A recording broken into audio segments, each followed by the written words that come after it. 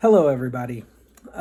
First of all, before I get into this video, I want to say to you that I am not making this video as an excuse or a justification for my actions, nor am I in any way attempting to suggest that my actions should be advice to you, whoever you may be. Each of us has to make difficult decisions in life, and we have to make them for our own reasons and dependent upon our own situation.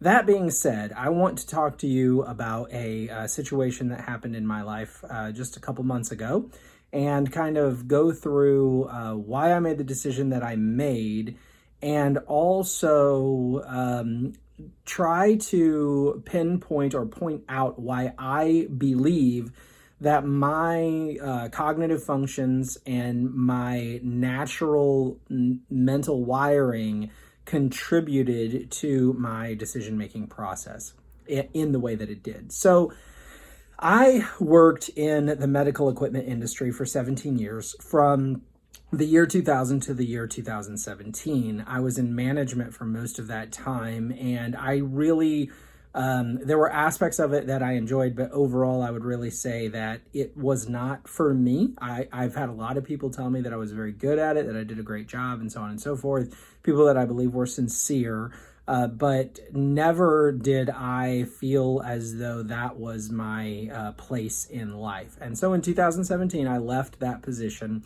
and took some time off, and then delivered pizza for 2 months, for 2 years, which I absolutely loved. That was like, I still say to this day, it was the best job that I ever had.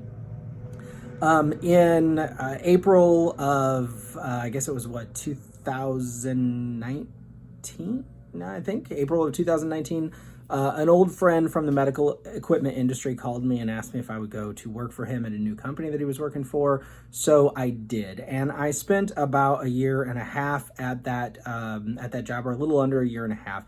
And about 2 months ago, I decided that I needed to move on from that. And so I have been out of work, or out of that job, for 2 months, doing other things. We have eBay. My wife and I have eBay businesses. She sells crafts and art. I'm doing DoorDash, things like that. Okay. But I want to explain to you the factors that led into my decision to leave the medical equipment industry, really both times, and why I do believe that they are specifically related to my ISFP brain wiring. Okay, so the number one factor that led me to abandon the medical equipment industry twice is the feeling of being overwhelmed. With my high FI, and honestly, I believe combined with my low TE, it is important to me that my identity, FI, be on the outside congruent with what it is in my mind on the inside. And so therefore, I want what I say and what I do to be an accurate reflection of who I believe myself to be. With my inferior extroverted thinking, getting stuff done, getting it done quickly, getting it done in an efficient manner is very taxing for me. It's a difficult thing to do. But I want to get things done. I want to get them done well. I want to get them done efficiently. But I want my production, the thing that I produce and then present to the world, to be of high quality, because I believe that what I produce represents me as an individual. And so I want what I produce to be excellent, because I want it to reflect excellently on me as a person. I want people to look at what I produce and say, that is excellent, and it must have been produced by someone who cares about his craft, okay? Well, in the medical equipment industry, as is the case in so many industries these days, companies are streamlined to the oh my gosh level, to the point that they are extremely understaffed And the result of that is that each employee is responsible for doing far more than is a reasonable amount of work to be done by one human being. Of course, the result of that is that the quality of the work that each individual human being is able to produce suffers, and often suffers significantly. And that is what I was feeling at my most recent medical equipment position to an extreme degree, and even at my old medical equipment position to a lesser degree, but still strong enough that it factored into my decision making. So if every day I'm going to work believing that there is no possible way that I can even come close to getting all the work done, and yet still having on me all of this pressure to get as much done as possible, then naturally, in order to get as much done as possible, one has to shortcut the system and do shoddy work. And then I'm producing crap. And then my concern is that anyone who looks at what I produce is going to say, well, that work was crap, and it must have been done by a crap individual who did not care about his work. Now, the fact of the matter is I care deeply, but the situation did not allow me to do a good job. And so if I can't do my work well, then I don't want to do it at all, because I don't want cruddy work being out there representing me as a human being. Now, in addition to that, in my role in my most recent position at a medical equipment company, and also at my previous one, the work that I was doing was very time sensitive. People were waiting on getting medical equipment, and they couldn't get it as fast as I believe they should be able to get it, nor as fast as they wanted to get it, nor as fast as the physicians who prescribed it for them wanted them to get it. And so the result of that was that it was not uncommon for people to be calling me and complaining that they were not getting their equipment, or doctors calling to complain that their patients were not getting their equipment. And this had two results for me. One, again, it made me look as though what I produced was junk, or that I did not care about producing good quality work. Now, I could have said, listen, I'm so sorry, but my company has chosen to severely understaff, and therefore I cannot produce what you want in the time frame that you want it produced. But of course, that's throwing the whole company under the bus so that we no longer get business, right? Because then the doctors are going to say, well, if that's the case, then I won't send business to your company anymore. I'll go find another company. And of course, so I couldn't say those things, even though that was the truth. Now, there may be I don't know about good. There may be logical reasons for understaffing. When a company is getting together and they're saying, how should we staff? There may be logical reasons for understaffing, but when you understaff, you do a major disservice to both your own company and all of your employees. Look at Chick-fil-A. Chick-fil-A overstaffs. They're fantastic. If I were to go to a drive-through restaurant and see a long line, 90% of the time I will say, I'm not going to that restaurant. But when I see a super long line at Chick-fil-A, I'm like, that's okay. It'll only be 5 minutes, because they're way overstaffed. And by the way, they're one of the most successful companies in the United States. And so there is an example of why it is appropriate to staff for success. But as we can see, most companies these days do not, and that leaves their employees feeling extremely overwhelmed, as I was. So in addition to me having to basically eat the responsibility for the fact that people were not getting their services in a timely manner, I had to listen to them be oftentimes very belligerent about it.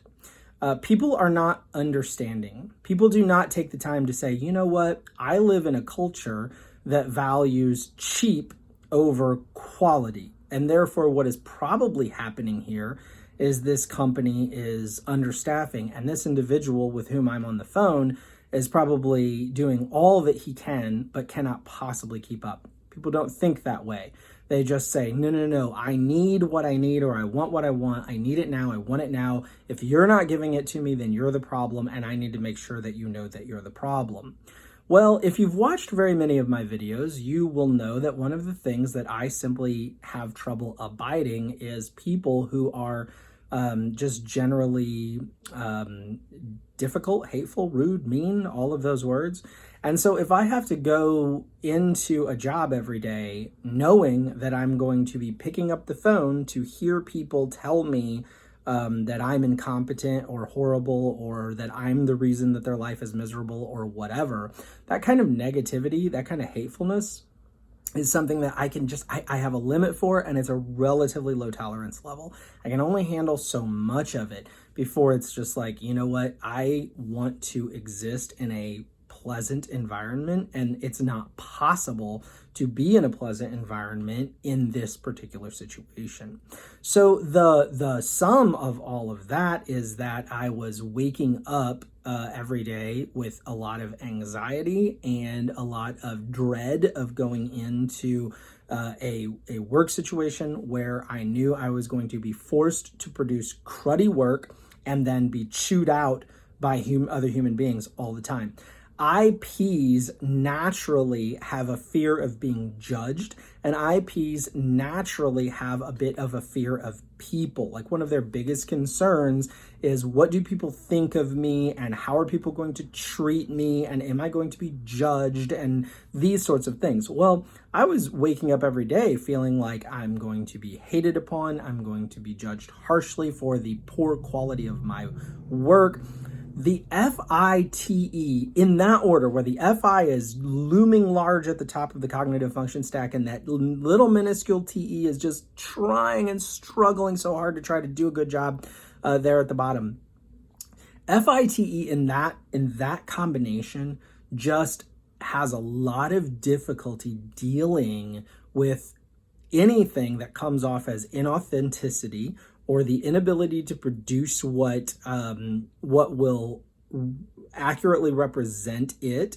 And it has a lot of difficulty getting things done in a really sound, logical, efficient way. Now, if you allow an ISFP, and I think this is largely true of any IP, but if you allow an ISFP the time to do the work with quality, I think what you will find is that most ISFPs, most IPs in general, will produce for you a level of quality that you will be staggered and astonished by. But if you do not give them that time, then they will feel as though they are being prevented from doing what is almost more important to them than anything else in the world, which is producing something that accurately depicts who they believe themselves to be. And so if you have an IP that works for you, one of the worst things that you can do is put him or her in a situation where she cannot produce quality work. And by the way, it may not need to be for some IPs. I think especially for ISFPs. In fact, I would say of all the IPs, I think what I'm about to say is the most true of the ISFP. I don't think that the work that they are producing has to be of any great profound impact to the world or to them. In other words, I do not wake up every day thinking I need to change the world, or I need to have some major, massive impact on the world. I think INFPs feel that way much more than ISFPs do. But what I do want to do is I want to go to whatever work I do have to do and do it with excellence, so that the work that I have produced represents me with quality and with excellence. Companies these days just do not allow for that. Few of them. I know there are some. And if you're operating a company and you're committed to excellence above profit, now I understand, I am a firm believer in the free market system. I understand that as a business, you have to make money. Otherwise, you can't stay in business. And I'm all for making money. Make money. But you might be surprised at how much more you can make if you follow the Chick-fil-A model of staffing for success than the common model of our day of staffing for starvation. Of not being prepared to be successful. ISFPs will not be able to tolerate being put in a situation where they're expected to produce crud because the company is not committed to producing an excellent product. If you're an ISFP and you're looking for, where should I go to work? You need to find somewhere where you can be able to produce excellence, where the company will support you in producing excellence. I think that's why so many ISFPs get into art. I know the common stereotype is that they're artists. Well, I think that's true. And I think that, I've done another video on are all ISFPs artists? And I think there is an extent to which all ISFPs do everything they do with an artistic bent.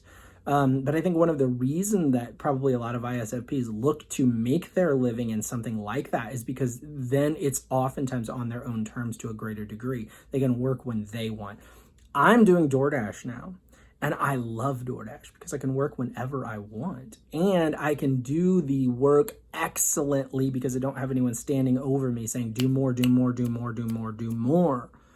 I don't have people calling and screaming at me saying, when am I going to get my food, right? Because I'm committed to doing it excellently so they'll get their food as quickly as possible. But I also want to do it well. I don't just want to pop out as much as I can. I want to pop out as much as I can as long as I can pop it out with excellence and I can do it well. I think that if you have an ISFP in your life and it seems like they're struggling with an employment situation, or maybe they jump from job to job and they can't find a job, or they're always depressed because of their job, I think these are really significant issues that are why ISFPs just don't fit into this cog system that we have in the world today. I think our society largely raises people to just be plugged in as another cog in the great machine. And IPs in general just do not fit well into that situation. I don't think EPs do either to any great degree. But as an ISFP, I was not okay with spending every day of my life producing work that I thought was inferior. And so I just could not continue to do it. And I had to leave and go do something that I could do excellently so that I could feel confident in my production. And getting back to what I was saying a moment ago, I don't need what I'm doing to change the world or revolutionize the world. That's why I'm perfectly content to deliver pizza or do DoorDash or something like that. I don't go get up every day and think I need to go do a job where hundreds or thousands or millions of people will be affected. That does not mean much to me. But what I do need to do is do something that I can do with joy in a pleasant environment and know that the quality of my work was consistent with what I believe to be the quality of my character. Thank you so much for watching. Please click like if you found this information entertaining, useful. Please subscribe if you have not already. If you have been benefiting from this channel and you would like to donate financially to what I'm doing, that would be a huge help to me, believe me, and thank you to those who have. If you want to do that, there's a link in the description below to the Ko-fi website, K-O-F-I, where you can make such a donation, and my family and I would be very thankful to you if you did. Have yourself an awesome day. Bye now.